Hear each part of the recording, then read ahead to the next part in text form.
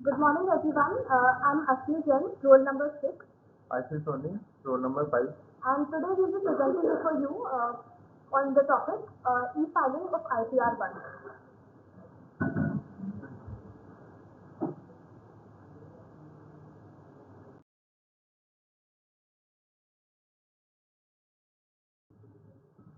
तो सबसे पहले क्वेश्चन हमारे दिमाग में ये आता है कि what is e filing? E-filing of income tax returns electronically on official income tax department portal. That is, I've already given you the link, and it is mandatory for most taxpayers. It enables faster processing and refund.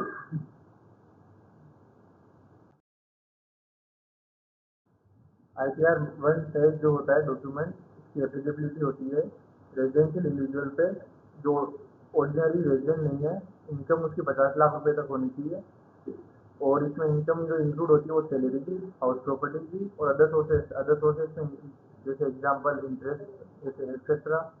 और applicability जिस पे नहीं होती जैसे capital gains जिसकी exemption limit ज़्यादा है, more than one house property है और फॉरेन एसेट्स और फॉरेन इनकम जो ओन करता है। आईटीआर की जो एप्लीकेबिलिटी ये है कि वो इंडिविजुअल्स और एचयूएस जिनके पास इनकम नहीं है फ्रॉम एनी बिजनेस और प्रोफेशन, जिनकी income from salary, house property, capital gain या फॉरेन एसेट इनकम है, और नॉन एप्लीकेबिलिटी उन लोग को है जिनकी इनकम है from business and profession. Document required for income tax return, इसमें पैन कार्ड होता है, आधार कार्ड चाहिए होता है, फॉर्म 16 होता है, बैंक अकाउंट डिटेल्स और इसकी बैंक अकाउंट स्टेटमेंट और कैपिटल गेन डिटेल्स चाहिए होती है।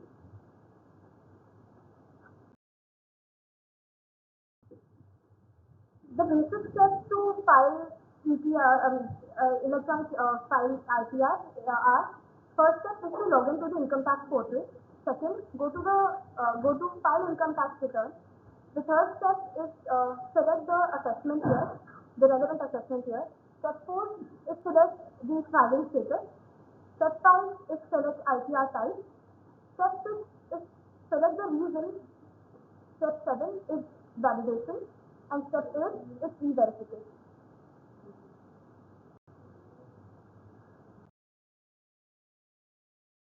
प्रीफिल्ड डाटा होता है ITR साइज में, ऑटो इंपोर्ट होता है वो फॉर्म 26A से, एनुअल इंफॉर्मेशन सिस्टम होता है, सीडीएस डिटेल्स भी ऑटो फिल इंपोर्ट होती है और बैंक इंटरेस्ट सैलरी इंफॉर्मेशन जो एम्प्लॉयर जनरेट करता है, ये सारी उसको वेरीफाई करनी होती है सबमिशन करने से पहले।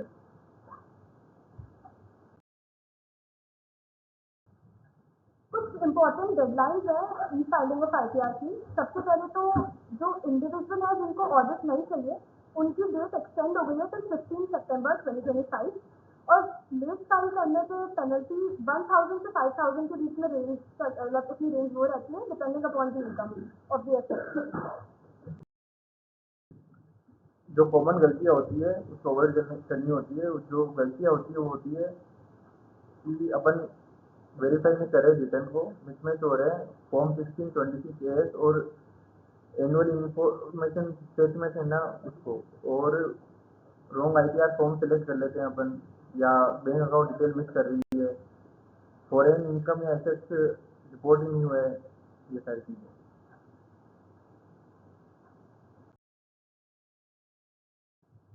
जब आप अपना आईटीआर फाइल कर लो तो कुछ पोस्ट फाइलिंग स्टेप्स होते हैं, they are as follows. First, e verify the ITR within 30 days. Check status under view file return. Refund, if any, will be credited directly to the bank account. Keep acknowledgement for future references.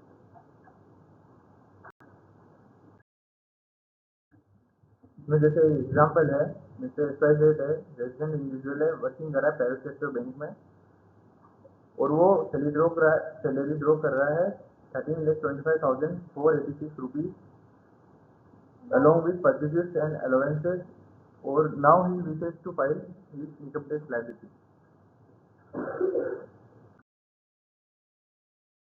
तो इस assessee को अपना ई return file करने के लिए कुछ steps follow करने पड़ेंगे, जो कि है सबसे पहले तो इनकम टैक्स पोर्टल पे को उसे लॉगिन करना पड़ेगा, अपना यूजर आईडी और पासवर्ड डालना पड़ेगा रिस्पेक्टिव कॉलम्स में।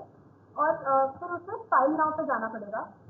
देन उसके पास वो ऑटोमेटिकली ओपन होएगा ITR-1 फाइल करने का जो स्क्रीन होएगा वो ओपन होएगा। उसमें उसे taxable income more than exemption limit ये रीजन उसे देना पड़ेगा एंड देन कंटिन्यू जाना पड़ेगा। In the personal information section of the ITR, you need to validate the pre-filed data which is auto-filed from the e-filing profile.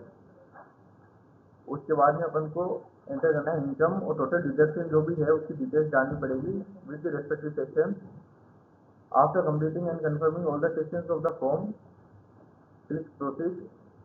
उसके बाद में text summary details को व्यू करना पड़ेगा, अपन को ओवरव्यू करना पड़ेगा और क्लिक करना पड़ेगा पे नाउ पे और लास्ट में अपन को प्रोसीड टू वैलिडेशन। ये कुछ हमने स्क्रीनशॉट अटैच किए हैं एज अ रेफरेंस जो हमने बोला उन स्टेप्स का and that is it. Thank you so much.